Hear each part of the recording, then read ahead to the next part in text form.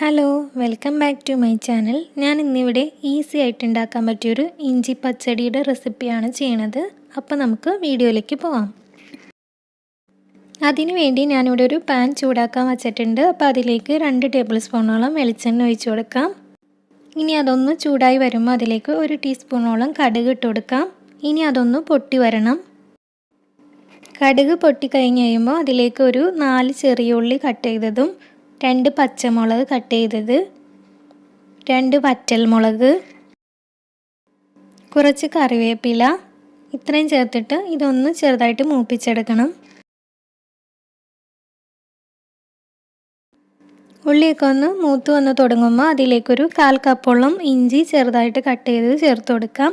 എന്നിട്ട് ഈ ഇഞ്ചിയും കൂടി നല്ലപോലെ ഒന്ന് മൂത്ത് കിട്ടണം.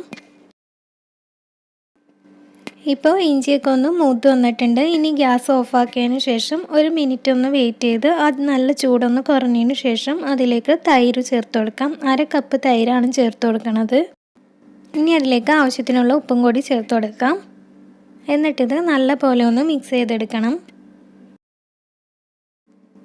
ഇപ്പം നമ്മുടെ ഇഞ്ചി പച്ചടി റെഡി ആയിട്ടുണ്ട്. വളരെ എളുപ്പത്തിൽ നമ്മുടെയൊക്കെ വീടുകളിൽ എപ്പോഴും ഉണ്ടാകുന്ന ഇൻഗ്രീഡിയൻസ് വെച്ചിട്ട് പെട്ടെന്ന് റെഡിയാക്കി എടുക്കാൻ പറ്റുന്ന ഒരു പച്ചടിയാണ്.